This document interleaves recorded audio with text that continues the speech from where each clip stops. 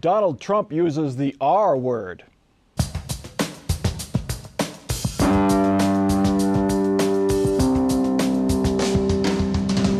From the Battelle studio at WOSU in Cosi, this is Columbus on the Record.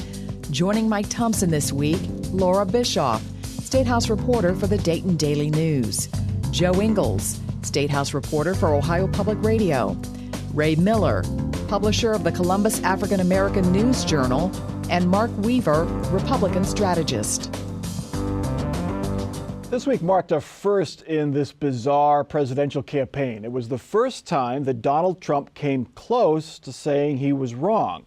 The first time he came close to making an apology for his controversial statements. Sometimes, in the heat of debate and speaking on a multitude of issues, you don't choose the right words, or you say the wrong thing. I have done that.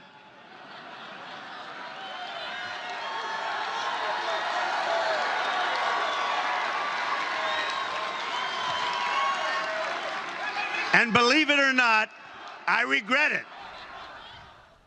There it is, the R word. The Clinton campaign was not believing the softer tone, perhaps prompted by Trump's new campaign managers. I think it's fair to say that Donald Trump has shown us who he is. He can hire and fire anybody he wants from his campaign. They can make him read new words from a teleprompter. But he is still the same man who insults Gold Star families, demeans women. There is no new Donald Trump. This is it. Mark Weaver, is there a new Donald Trump? You know, I've dealt with a lot of politicians over the years. Few of them like to say the word I'm sorry or regret. So he is not alone in that, but he is unique in his ego and his approach. Whether this is a turning point or just another little up or down of this year's campaign will remain to be seen. But certainly for those people who'd like to see him win, it is a bright spot of hope that maybe Kellyanne Conway, his new campaign manager, who does know what she's doing, may have some more influence over him. Reminded me, for the folks that are a little older, of Fonzie trying to say he was wrong in Happy Days back in the day. He just couldn't say the word wrong. It did sound a little bit like a hostage video where he's being forced to say something. If he would consistently say that, yeah. Listen, all of us do dumb things and say dumb things. The difference between most of us and politicians is we are often willing to admit it. Politicians have a gene, a DNA. Now, Ray accepted, of course, because he's retired, is they don't like to say sorry or I made a mistake because they're afraid that their opponent's going to make them, beat up on them for it. Do you Laura, the crowd seemed to almost not buy it? Well, I heard some laughing and sort of some chuckling. I'm surprised I didn't hear, chants of lock her up, build the wall, which is what you usually, it was probably there. Probably, yeah. Right, and it's interesting that he didn't specify what he regrets, if it's the attack on the Gold Star family, if it's the attack on immigrants or Muslims or women. It's a very long list, probably longer than most politicians have ever faced, of what he could be sorry for. Ray, he talked a lot about, a lot of his remarks in that speech were directed at African Americans, who's he's criticized and come under fire from. What did you make of that? Actually, it was rather surprising, but he spent an awful lot of time talking about African Americans, particularly for a person who's receiving like 1% support from the African American community. But I think it's a pretty brilliant strategy on his part. Even if he could move just 1% his way, maybe 2% his way. And I don't think that it's really directed towards Hillary Clinton, as he continues to say. It's really directed towards the person who could be most supportive of her in the African American community, and that's President Obama, to kind of flesh him out a bit on what have you done for the African American community, as he talks about poverty and unemployment and mass incarceration and all of those issues, to really bring the president out on those. Because he was aiming, much of his comments was aimed at sort of a law and order. Absolutely. Which, of course, is a huge concern to all, but of course to the African-American community as well, on both sides, both on the safety side and the incarceration side. And, particularly. And then you're in almost a lily-white suburb outside of Milwaukee when you're making these pronouncements with no African-Americans there. And as I think everybody knows, Donald Trump has not gone to any of the forums where he could address African-Americans, like the NAACP, the Urban League, in communities of color and so forth, he's been completely absent. But it's a good strategy, political strategy. Is there any seriousness there on his part? I don't believe so at all. Joe, he's 5 points down roughly in Ohio here in the polls.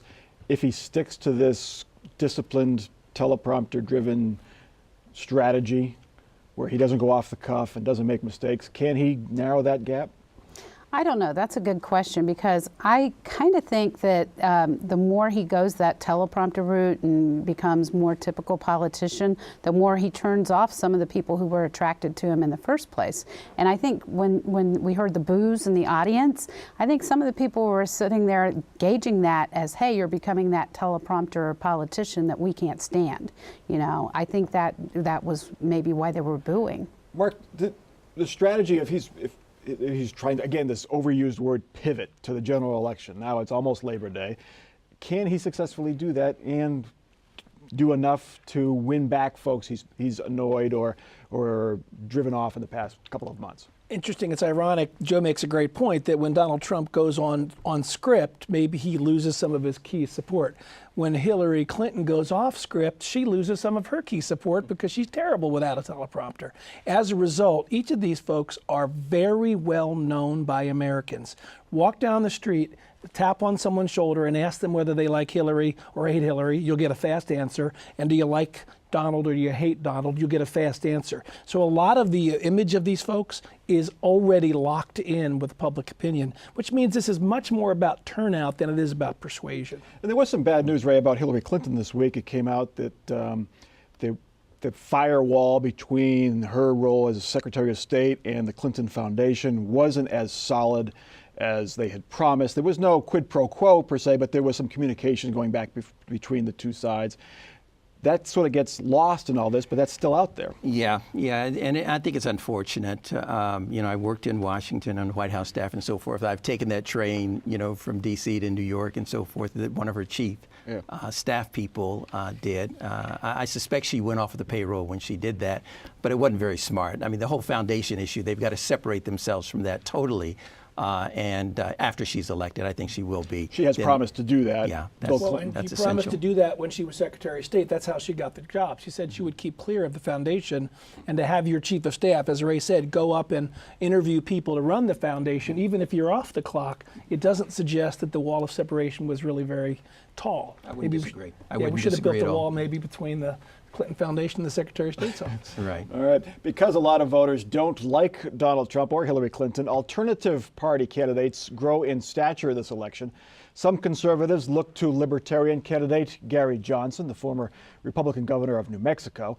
Some liberals look to Jill Stein, nominee of the Green Party. She's an activist and a Harvard-educated physician. They're having a small but measurable impact on the race for president. Let's look at the numbers here in Ohio. In a two-person race, Hillary Clinton has a 5-point lead over Donald Trump among Ohio registered voters. Add in Johnson and Stein, and both major party candidates lose some support.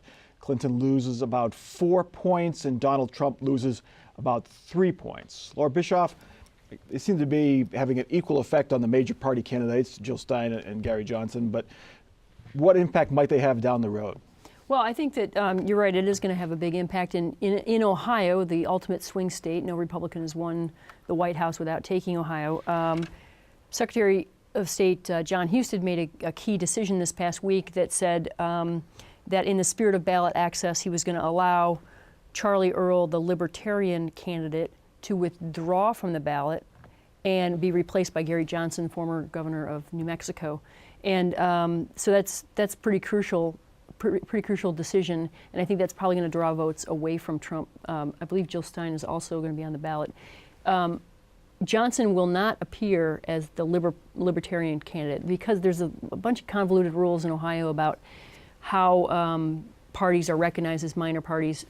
The short answer is the Libertarians are not recognized. The Green Party is. But the name will be on there. In 2000, Ralph Nader in the Green Party, you could argue, cost Al Gore the election because he won Ohio. Also in Florida, too, he had an impact. Ray, do you see this possibly happening again where Green Party could cost Hillary Clinton, Gary Johnson could take away votes from Donald Trump? I think it's very significant in something that Secretary Clinton certainly needs to pay an awful lot of attention to. It doesn't take much to move a percentage point. But when you move it, then it doubles. You know, you're going to pull this from this person and hopefully add it to your column. I think there's too much euphoria at this point about the potential win.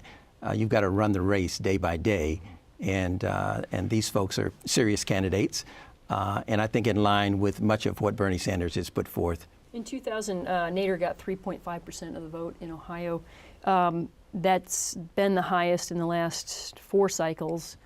Prior to that, Ross Perot, I think in '92, got the most, which was 21.5. The difference is Ralph Nader was somewhat of a household name because of his previous consumer background, and Ross Perot got into the debates. And so we shouldn't even talk about outside candidates unless they get into the debates, because if they do, they can be an element in what happens. If they don't, they probably won't. Joe, they are running ads. I've seen the both Johnson and Jill Stein ads on television. Jill Stein specifically going after Hillary Clinton as an alternative to Hillary Clinton. They are. Are people watching the ads, or how much, you know, are those ads getting traction? I think the real thing is who shows up on Election Day. Mark said it. You know, right now it's just too far out to know where the energy is on Election Day, who's going to be there, what the weather's going to be like, all the different elements that go into it.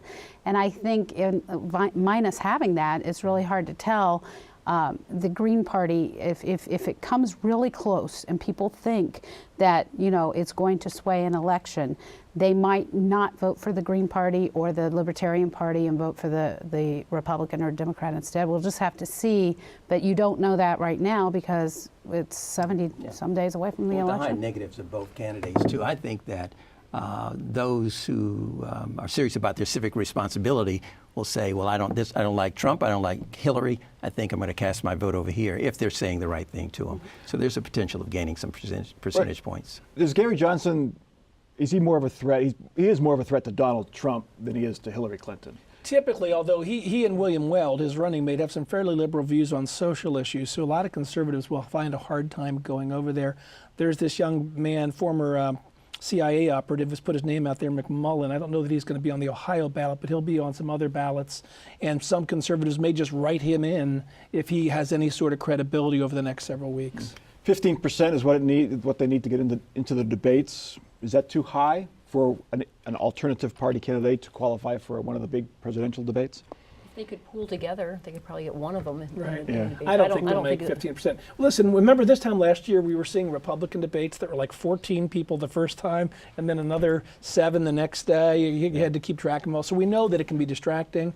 Whether or not 15 is the right number, I don't think they're going to make 15. I think there's going to be Hillary versus Donald, and it's going to be primetime fun to watch. I wonder if Trump's going to try to back out of the debates, too, because he's already signaled that, it's conflicting with NFL games and that's a terrible idea. But if you try to pick a date that doesn't conflict with a major sporting event, you can't have. That'd be rather fatal. I would What, if I he would hope backs to out? believe that they wouldn't back out. it'll be That interesting. would certainly end it. If say Gary Johnson got 15% but Jill Stein didn't, what happens then? Then I think, well, again, I don't think it all comes against one, because when Gary Johnson talking about his liberal views on abortion and gay marriage, a lot of liberals might go, I like that guy, he's no Hillary, and then vice versa on the conservative side. All right. In the race for U.S. Senate, Ted Strickland continues to have trouble gaining the upper hand on Rob Portman. After being tied for several months, Rob Portman has a 5-point lead in the polls. One poll has him with a 9-point lead. Ted Strickland has been trying to tie Portman to Donald Trump in trade deals like NAFTA, but so far to no avail. Joe Ingles, the Strickland campaign seems to be just spinning its wheels. It's out there. He's doing a lot of meet and greets. There's ads running, but Portman has pulled ahead. Well, you know, you've got $36 million of dark money that is funding these ads against Ted Strickland, and they're hammering home some basic themes that are not being answered by the Strickland camp. 350,000 jobs lost when he was the governor. He really hasn't had anything out there in the way of an ad or anything else that's disputed that. You know, there's other things that happened as governor that they keep pointing out and how he failed Ohio. Unless Ted Strickland gets out there and starts putting up ads and doing things to counter that message, I think, you know, he's going to have a tough time. And that's where he is at this point. Right. I mean, they keep talking about the $8 billion deficit and the 89 cents in the rainy day fund. It was raining, so they had to do something. They drained the rainy day fund down pretty, you know, to the Well, the bare politics bones. of it, though, is I think I'm ready to say publicly, this is no longer a competitive race. You will not see a tight race between these fellas. That whoever thought Ted Strickland would be a good pick for the Democrats in Ohio, forget that he was not a particularly popular governor. I just ran a poll in eastern Ohio, which is his old area for Congress. It was for another candidate. And Rob Portman's beating Ted Strickland by double digits in eastern Ohio. If Ted Strickland can't win in those congressional districts that know him the best, he cannot win Ohio. Maybe some coattails, though. Just maybe. I mean, if things it's really go positively for Secretary Clinton, then he can be pulled along. He's really not that far off. You got a couple of months here. I don't think they're running much of a campaign because they don't have that much money. And, you know, as Joe said, and, you know, so you run up against hundreds of millions of dollars. It's very difficult. The 89-cent thing, I think, is rather effective. You know, because people don't know, you know, all of the facts around, you know, how the dollars get used in the state budget. But to leave anybody with a checkbook with 89 cents in it is not that good. So it's going to be a tough race. But if there's coattails, he can win. If not, he loses. We haven't seen a whole lot of positive. To Joe's point, we haven't seen really any. I can't recall any positive Ted Strickland ad since he beat P.G. Sittenfeld in the primary. A lot of negative ads about Portman and NAFTA, Portman and There's Trump one and out there Portman. with childhood photos that I've seen somewhere on social media about I grew up Duck in Run. Duck Run Yeah. sort of thing. Yeah, that But I have early not on, seen other yeah. than that Ted, one. you know, Ted is the former governor. He's run so many races that he had been counted out. And he lost a number of them as well. He sort of had an Abraham Lincoln thing going there. But you know, many of the races that he was supposed to lose, he won. So This whole registered voters versus likely voters, these numbers are mostly registered voters. With Donald Trump, and Hillary Clinton to that point, but especially with Trump suppressing perhaps a Republican vote, Laura, that has to give Ted Strickland some hope that he can keep it closer than what it is right now. Sure, but I really think that the turnout models are very unpredictable this cycle because Trump is such an unusual candidate, because Hillary Clinton is unpopular, because people are they're sick and tired of the bickering and the bashing, and it's not even Labor Day yet. So honestly, it is going to come out to turnout, and there's a lot can happen. I think at this point, it's Hillary Clinton's race to lose, but there's a lot of time in which to do that. Okay. I guess we knew this was not going to be easy, but Ohio's medical marijuana law seems to be having trouble getting off the ground, or out of the ground, as the case may be. The state is moving forward, planning to spend about $2 million to set up the regulatory system for medical pot. But the federal government continues to say pot of any kind is illegal. The DEA refuses to separate marijuana from drugs like heroin and cocaine. And the Ohio Supreme Court Advisory Panel warns lawyers who represent marijuana businesses those lawyers could risk ethics violations. The Supreme Court itself promises to clarify the matter in the coming weeks. Mark Weaver, to this lawyer thing, I mean, it's Ohio law. Medical marijuana is legal. There's a system going to be set up to handle it. Why would it be ethically wrong for a lawyer to represent those companies? Some of your viewers know I'm a lawyer and I'm a partner at a law firm here in Columbus. As lawyers, we are bound by the rules of ethics, and if we violate them, we can lose our law license, and most of us take it real seriously. And so, sure, it's Ohio law, but federal law still makes it a crime to have marijuana. And so if I, as a lawyer, would advise someone how to get into a business where they'd be violating federal law in that business, I am now become part of that crime. And lawyers are held, I know people have trouble understanding this, but lawyers are held to a higher standard, and they're not supposed to violate the law in anything they do. And so, although the Supreme Court has not put out its own rule, don't be surprised when they put out a rule saying Ohio lawyers, it would be unethical for you to be involved in a marijuana operation. How has this worked in other states, though? I mean, because there was, 20 some odd states, 30 some odd states. Hawaii has an ethics rule out there that says you can advise somebody about how to set up their business, but you cannot be any further than how to set up the business. You can't talk to them about the marijuana side of it. So even if they end up issuing rules saying you can advise the businesses under these circumstances, if the court says that, the federal law will still trump that. It would, but as an Ohio lawyer, I'm only bound by Ohio rules of ethics. There's no federal code of ethics for lawyers, so I'm admitted to practice in Ohio and Pennsylvania and D.C., and so I've got to follow those rules. And so all of Ohio lawyers who are involved in the industry, I'm not, will be eager to see that regulation and make sure they're complying with it. Ray, you've been a part of a lot of legislation. This is really unique in that Ohio lawmakers have passed this law, but it's against federal law. Seen anything like this before, and how hard would it be to implement this law here? Actually, I have not, and I really haven't been that engaged on that side of the issue. I'm more concerned about the effects of the use of marijuana, maybe increased use of marijuana, and all drugs. I mean, I just had a long meeting today about that with folks from the ATOM board here. So I'm more concerned about that and making sure we're doing the right thing to control the use of marijuana. Are the restrictions tight enough for you and the regulations they've set up? I've not looked at them closely enough, but I doubt if they're tight enough for me. Joe, there's some communities that are sort of chomping at the bit to get a part of this. The dispatch report at Johnstown is looking at trying to become a sort of a central location for manufacturing of marijuana and distribution and things like that. They already have a business out in Johnstown that is selling materials that are used in the production of marijuana and having quite a bit of success at it. So they're looking at it from a business possibility. They see the possibility of getting a lot of money in there, and Johnstown has a lot of area where you can expand. You could have these operations. So they have decided that they're going to not get in the way of it. They're going to let it go. Yeah, this company is pulling like materials out of plants, chemicals out of plants. That's their expertise. Extracts of yeah. it, yeah. It's interesting, about a month ago at Ohio State, there was a meeting of, they're trying to create a trade association for medical marijuana. And there were like 200 people there. It was a big turnout. There's a lot of interest in this, and I think that some of it is the believers in the benefits of medical marijuana, but I also think there's a lot of people who see an opportunity to make some money. So it's tricky, Mark, if you're in a community that wants jobs, wants tax revenue, but do you want a marijuana plant down the road? I bet you a lot of people won't. This is yet to gain acceptability culturally in Ohio the way maybe it has in other states like Colorado. And until it does, it'll still be an odd phenomenon, and people will have doubts about it. Even the medical side, which has near unanimous Yeah, support I think in the people polls. understand that there's the need for whether they want marijuana growing down the street and all the things that might come with that remains to be seen. Okay. Our last topic is an issue that crops up fairly frequently. A government leader sends his or her kids to private school rather than public school. Andrew Ginther has become the latest in a string of mayors who decided to send his child to private school.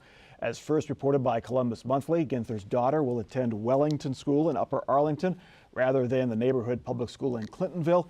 It's a bit of a surprise given Ginther's service on the school board and his touting of his own Columbus City Schools education. Ray Miller, what's a public leader to do when you want to look out for the best of your kid, you believe, and also the best of your community? You look out for the best interests of your child, and I understand this, the public kind of situation, and maybe, he was a member of the school board, and he's also put forth the Education Commission. He's been a big, advocate for the Columbus Public Schools. He should send his child to the public schools.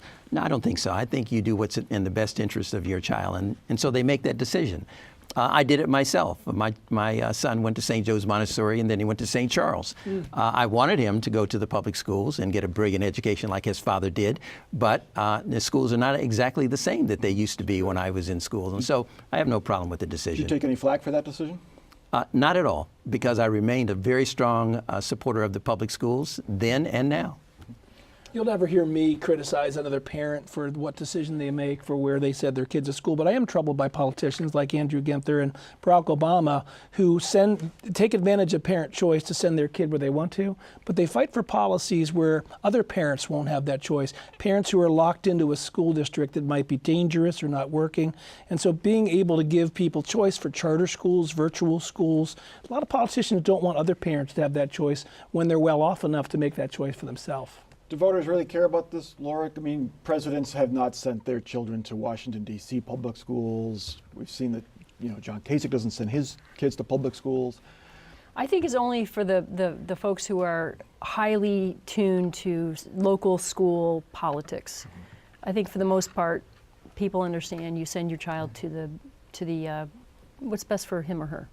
It's easier, Joe, with the religious aspect. I've covered mayors who have sent their kids to private school, and they say it's for the religious reasons. They send it to a Catholic school, for instance. So it's easier that way to explain it away. Maybe, but you know, every kid's different, and you know, you really have to, you know, realize that, and you need to respect the, you know, and I think voters do, by and large. All right, time now for our off-the-record final parting shots, some predictions for the weeks ahead. Mark Weaver, you're up first. Here's your prediction. In Ohio, there's a few counties that almost always go Democrat. We know Athens will. We know Morgan will. We know Mahoning County. That's where Youngstown is. Well, I will predict that no matter whether Donald Trump wins the election, Donald Trump will win Democrat Mahoning County handily this year. That's Youngstown. It is. Right. Interesting. I'll certainly predict that Hillary Clinton will win the presidential race, but more importantly, she will appoint the second African-American Supreme Court justice in the history of America. Someone will say that we already have had two. I would respectfully disagree that Clarence Thomas is not. Good. Joe? I think we're going to see something coming out on this medical marijuana plan. We know that they're going before the controlling board. It's a legislative panel to get $1.8 million next week. And I think there are a lot of unanswered, untied things, and we're going to see a lot more in the coming weeks. And Laura? I'll say best wishes to the spawn of the Columbus on the Record staff and guests who are heading to Ohio State next week as freshmen, incoming freshmen, Maddie and Will Thompson, Caroline Smythe, and John Schlichting. Good luck. Good luck. And my respects to John McLaughlin, who prompted this off-the-record prediction segment. He died this week at the age of 89, so with all due respect to all he has achieved, with great honor to what he contributed, bye-bye.